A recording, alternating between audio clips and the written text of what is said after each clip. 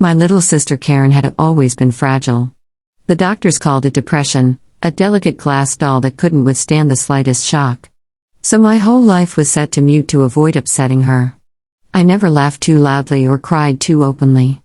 Even when I was hurt, I wasn't allowed to make a sound. Mom and Dad would pull me aside, eyes full of apology.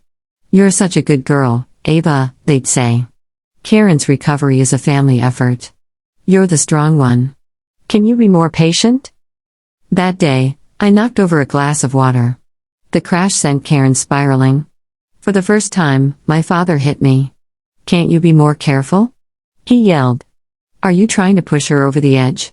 He shoved me, and my head struck the corner of the coffee table. Warm blood trickled down, but everyone rushed to a screaming Karen. No one looked at me. I lay on the cold floor, my vision blurring. They thought Karen's feelings mattered most, that my head injury could wait. They didn't know a brain bleed waits for no one. The floorboards were cold against my cheek. A dull ache pulsed from the back of my skull, and something warm and sticky ran down my neck, pooling into a dark red puddle. "Can't you be more careful? Are you trying to push her over the edge?" Dad's voice echoed in my ears, a painful ringing that made the bleeding feel worse. On the couch, Karen was curled into a ball, her hands clamped over her ears, letting out ear-splitting shrieks. "She did it on purpose. She's trying to kill me. Get her away from me." Mom knelt before her, stroking her back and murmuring softly, "It's okay, baby. Mommy's here. The bad sister is gone now." I tried to push myself up, but dizziness slammed me back down. Darkness crept in from the edges of my vision. "Dad. Mom." My voice was a faint whisper, lost in the chaos. No one looked back. My sight grew fuzzy, and scenes from the past flickered in my mind. I remembered racing home with my first straight A report card, my heart soaring. "Mom, I burst through the door, but the words caught in my throat. Mom snatched the report card and quickly shoved it into a drawer. "Ava, don't let your sister see that," she hissed. "You know how she gets. Seeing you succeed, it's a trigger for her." I stood frozen in the doorway, the triumphant smile still plastered on my face. "But Mom, it's my first time getting all A's. My teacher said I could apply for the early admission program." "You're the understanding one," she said, stroking my hair, eyes filled with that familiar guilt. "Karen's recovery is a family effort. You're the healthy one, the strong one. Can you just let her have this?" I nodded, retreated to my room, and swallowed the bitter pill of disappointment. The pool of blood on the floor was growing. My breathing became shallow. White spots danced before my eyes. "Mom, it hurts," I gasped, stretching out a hand. She finally turned, her brow furrowed in annoyance. "Ava, stop making a scene. Can't you see your sister is having an episode? We'll deal with you later." Karen's screams intensified. "Get her out. Get her out of here." She grabbed a glass from the coffee table and hurled it against the wall, shards flying everywhere. Dad rushed to her side, scooping her up protectively. "Shh, my sweet star. Daddy's here. It's okay. Daddy sent the bad sister away. No one's going to hurt you." My fingers scraped weakly against the floor, leaving a thin, bloody smear. I remembered last month when a group of girls cornered me in the bathroom. They poured toilet water over my head and drew ugly words on my face with lipstick. "Freak. Psycho." Their laughter echoed off the tiles. "You're just as crazy as your sister." When I got home, Mom wrinkled her nose. "What's that smell? Go shower quickly. Karen is sensitive to odors." I hid in my room and cried for hours. But when Mom knocked and asked what was wrong, I wiped my tears and said nothing. I knew that if I told them, it would just trigger another of Karen's breakdowns. Karen cannot be exposed to stress, or her life could be at risk. The doctor's words were a curse laid upon our house. The darkness closed in. I heard Dad on the phone. "Yes, Karen's had another episode. We'll bring her to the hospital right away." Hurried footsteps rushed past me. No one stopped to wonder why I was so quiet. "Ava, go get Karen's medication," Mom commanded, not even looking at me. I tried to answer, but my lips wouldn't move. "God, she's still putting on an act," Dad muttered. "Let's see how long she keeps it up." My last conscious thought was of the art studio. I remembered packing up my paints and brushes, locking them away in storage. "Why are you quitting?" my art teacher had asked, shocked. "You're my most talented student." "The smell of turpentine gives my sister headaches," I mumbled, unable to meet his disappointed gaze. "The doctor said she needs a quiet environment." All those locked-away dreams were dying right there on the floor with me. The wail of an ambulance grew closer. I heard Mom cry out, "Karen, hold on, baby. The doctors are almost here." The front door burst open. "Where's the patient?" a man's voice asked. "Here. Quick." "My daughter can't take it anymore," Dad answered. "Please," I begged the universe, "let someone look down. Let them see another daughter bleeding out, waiting to be saved." The paramedics walked straight to the couch, carefully lifting my thrashing sister onto a gurney. No one noticed the girl dying in the corner. A patient with a head injury can't wait. That was the last thing I heard before my world dissolved into black. I floated above my own body, watching the scene unfold. I thought dying would be agonizing, but instead, I just felt light. My body was still there, the blood dark and congealed, my face pale and waxy. Dad flanked the paramedics, hovering protectively over the still screaming Karen as they rushed out the door. Mom followed close behind, clutching a bottle of pills. No one spared a glance for the daughter they'd left behind. "Hurry! The ambulance is waiting," Dad yelled. Mom paused at the doorway, glancing back. "What about Ava?" "Forget about her. Karen is what matters." Mom hesitated for a heartbeat, then ran after them. The door slammed shut, knocking our family portrait off the wall. The sound of shattering glass echoed through the empty apartment. In the photo, Karen stood in the center, Mom and Dad on either side, smiling proudly. I was off to the edge, an afterthought who looked like I'd stumbled into the frame by accident. I drifted to the window and watched the ambulance pull away, its blue and red lights flashing silently. They hadn't even realized I was dead. My phone started ringing in the bedroom. I floated through the wall and saw the screen light up. "Mr. Davis, my homeroom teacher." It went to voicemail. "Hello, this is Mr. Davis. Ava wasn't in school today and wasn't marked absent. Is she sick? Please call me back as soon as you can." Sunlight streamed through the curtains, illuminating the neat stack of textbooks on my desk. I had planned to buy a new art book after school. I wouldn't be needing it now. My spirit was pulled toward my family. In the emergency room, Karen had been sedated and finally felt quiet. A doctor examined her. "She's just shaken up. Nothing serious. A little rest and she'll be fine." "Oh, thank God," Mom sobbed with relief. Dad wrapped his arm around her. "It's over. Karen's going to be fine." I stood right in front of them, wanting to scream. "Look at me. I'm dead." But my voice couldn't cross the veil. A nurse entered with a clipboard. "Would you like her admitted for observation?" "Absolutely," Dad said. "She needs the best care." The nurse made a note. "Patient's name is Karen, correct?" "Yes, she." "And what about the other patient?" The nurse interrupted. The paramedics mentioned another young woman injured at the scene. Mom and Dad exchanged a puzzled look. "Oh, you mean Ava," Mom said dismissively. "She's fine. She just took a little tumble. She's probably resting at home." The nurse nodded and left. I closed my eyes in agony. They hadn't even found my body. Karen stirred in her hospital bed.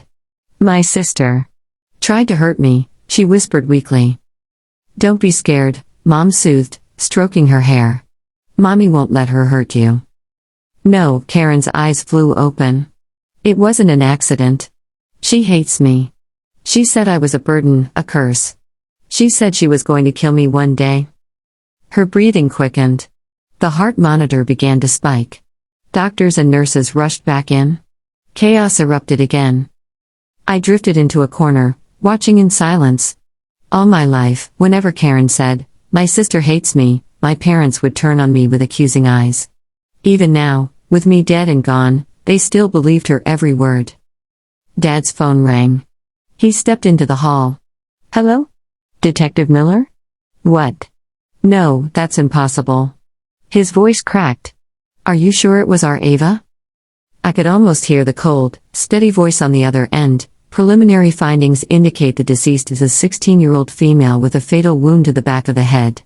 She's been dead for at least 3 hours. We've confirmed her identity. The victim is your eldest daughter, Ava. The phone slipped from Dad's hand and clattered to the hospital floor. His face went pale as he stumbled back, clutching at the wall for balance. No, that can't be right, he whispered. Ava was fine this morning. She was fine. Mom looked up, alarmed. What is it? What's wrong? He didn't answer at first, only shook his head, his lips trembling. Finally, he choked out, They found Ava's body? The words hung in the sterile air of the hospital hallway like a curse. Mom blinked in disbelief. What are you talking about? She's at home resting. You must have misunderstood. Dad's voice cracked. The police identified her. It's her, Elena. She's dead. For a long moment, Mom simply stared, her brain refusing to process the sound of his words.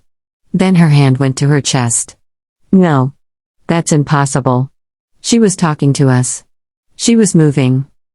But then, like a dam breaking, a flicker of memory crossed her face, the way I'd called her name, the blood on the floor, the way she'd brushed me off. She staggered forward, one trembling hand covering her mouth.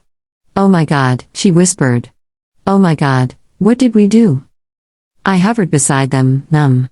Part of me wanted to scream that it was too late, but another part just watched, detached, almost curious to see what guilt would look like on their faces. Dad sank onto a nearby bench, staring at nothing. The detective said, a brain hemorrhage. Instant death if untreated. His words were barely audible. She must have been lying there the whole time. Mom collapsed beside him, sobbing into her hands. We didn't even look at her. We didn't even check. Inside the room, Karen stirred again, half-conscious. Mom? Dad? What's happening?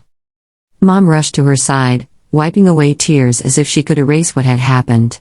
It's nothing, sweetheart. Don't worry about it. Just rest. Where's Ava? Karen asked, her voice trembling. Is she mad at me? Mom froze. Dad stood up abruptly, pacing. We're not talking about this right now, he snapped, but his voice wavered. Karen's eyes widened in confusion. What do you mean? Where is she?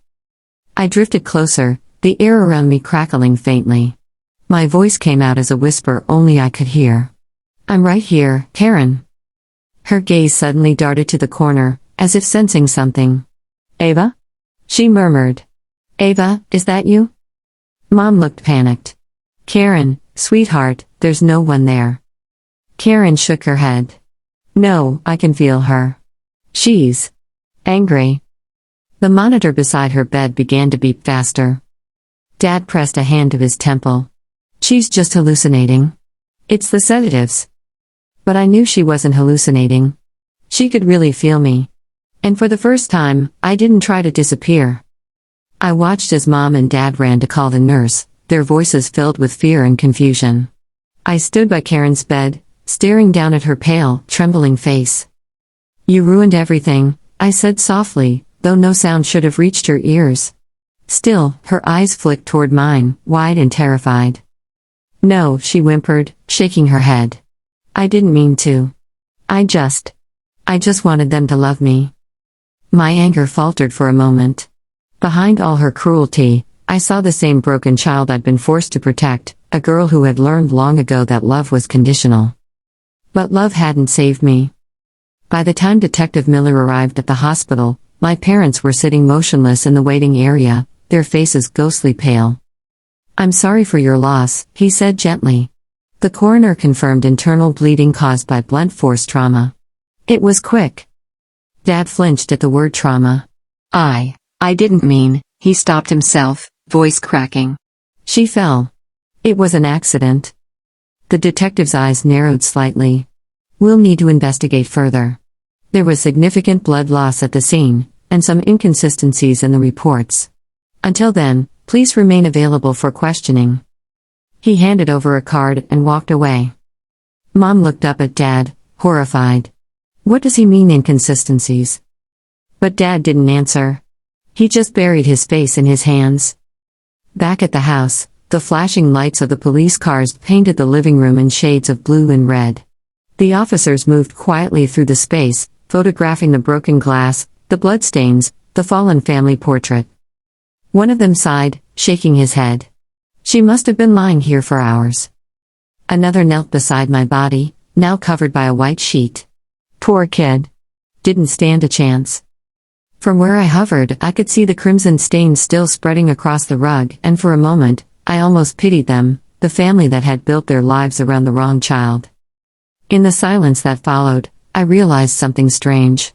The pull that had dragged my spirit toward them was fading. It was as if the tether holding me to the world was unraveling. But before I could drift away, I heard Karen's voice echoing faintly from the hospital bed miles away. "Ava, please don't go. I'm sorry." The plea stopped me cold. I turned, and the world around me shimmered, bending like heat waves on asphalt. Suddenly, I was standing in Karen's hospital room again. She was awake now, trembling, her small hands gripping the sheets.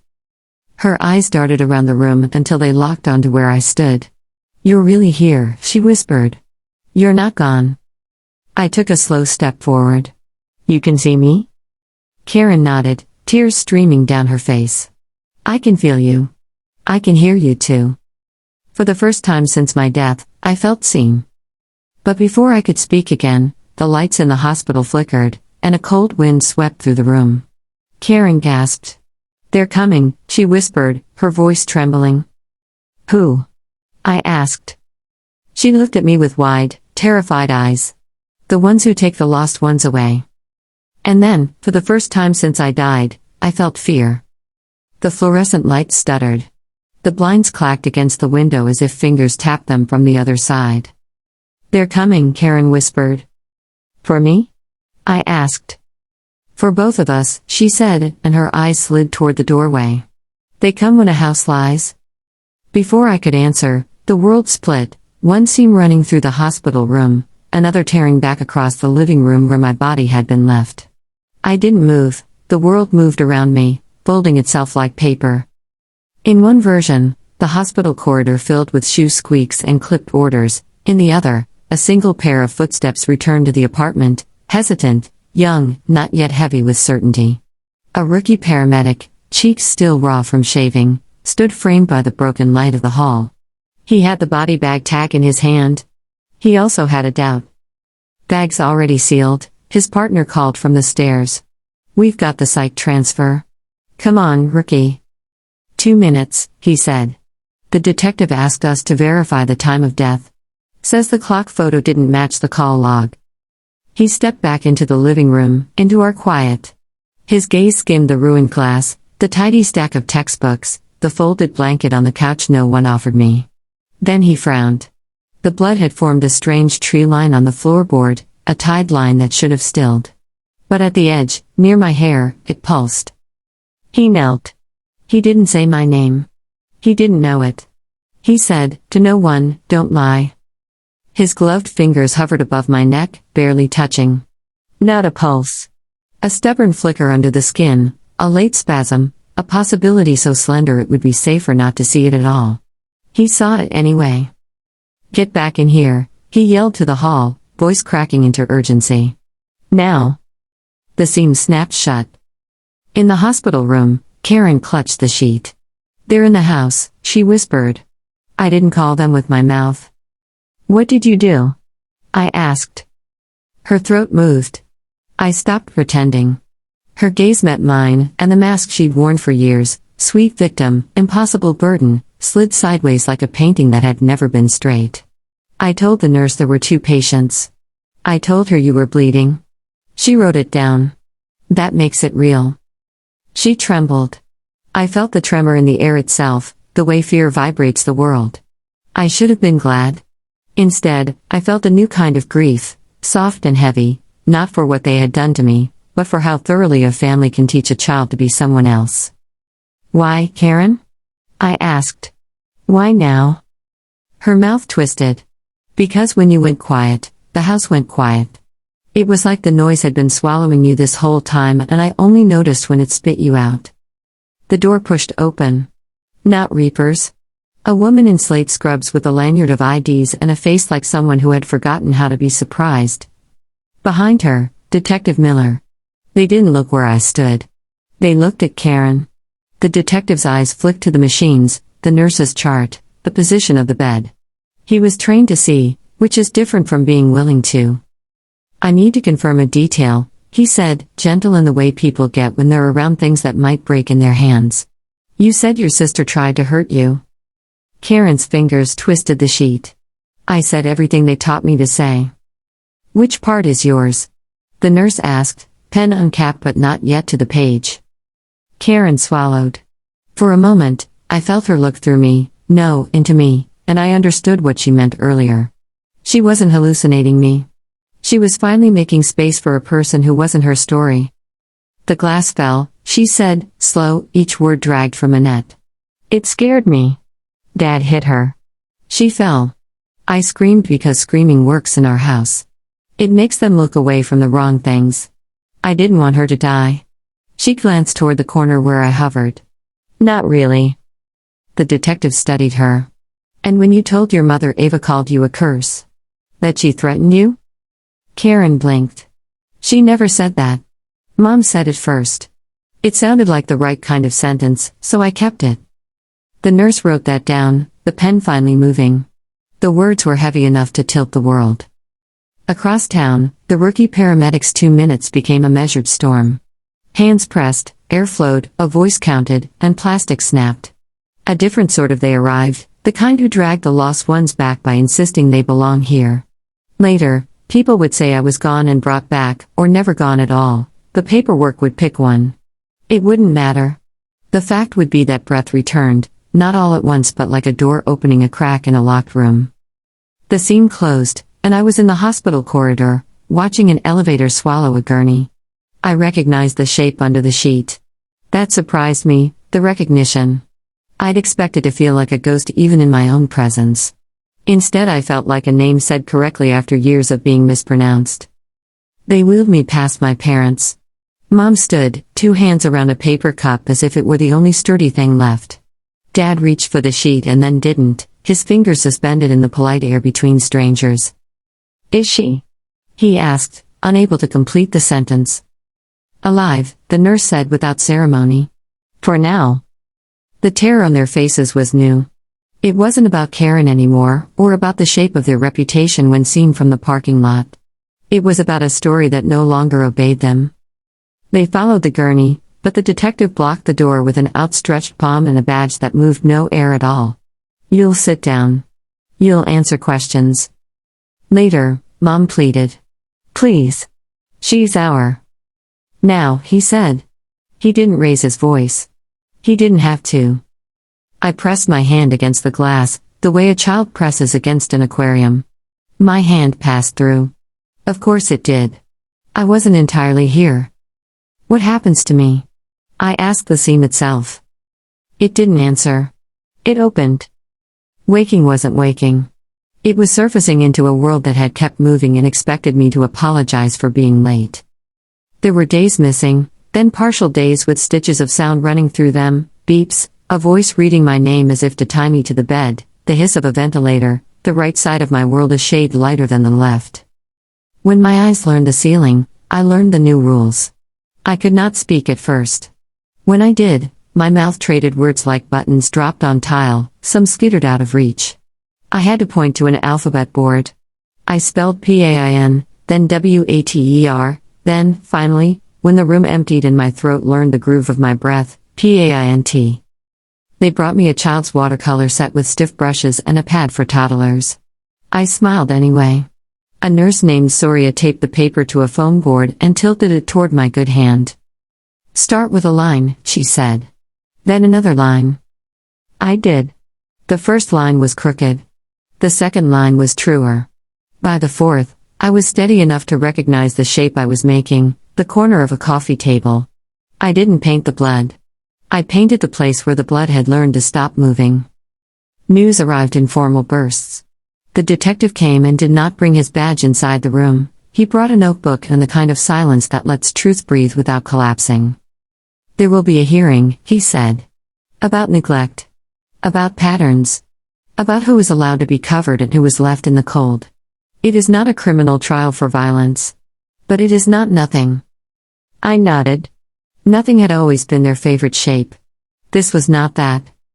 He told me something else quietly, as if the words would bruise if they hit the air too hard. Karen had told them everything she knew how to tell. The diagnosis that had swallowed our house was no longer being written in the chart without being examined. The nurse's notes, the one she'd made when Karen said, there was another patient, had become a door. Would you like to see your sister? He asked. I thought about the words I had, yes, no, later, never. I chose the only true one. Why yes, I spelled. Karen entered the room as if the floor might bite. Her hair was pulled into a low knot that made her look like the version of herself in school pictures from years when things had been briefly calm. She stood too far away for the chair beside my bed to be useful. I tapped the foam board with the brush. CLOSER, I spelled. She came closer. She didn't cry. I thought I would have liked it if she did. It would have proved she was human in the same way I still was. But her eyes were dry and intent, like someone trying to draw from memory.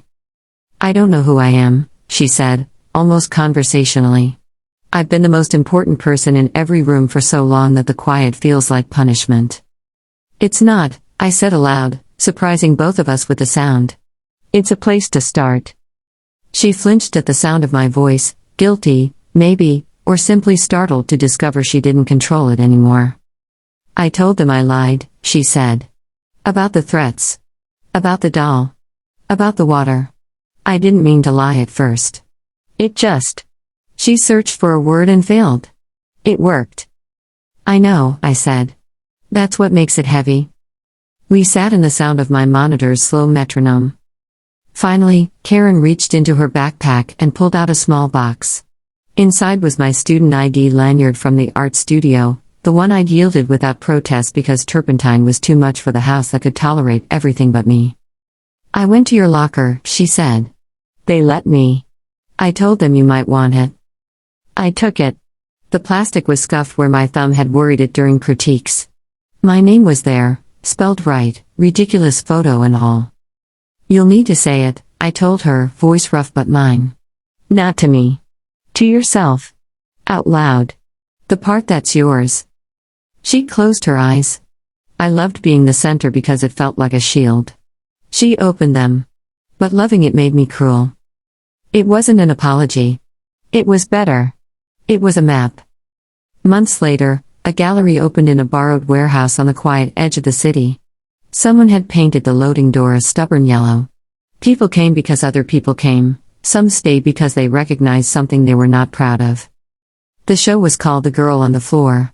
The title was mine, stubborn and simple. Each canvas held one moment from the life we lived under diagnosis, a drawer swallowing a report card, a bathroom stall closing like a mouth, a mother's hand, soft and complicit, smoothing a younger girl's hair. The colors weren't violent. They were accurate. That was worse. On one wall, a small watercolor hung alone. It was the first thing I painted in the hospital, the edge of the coffee table, the corner that had learned my skull. There was no blood.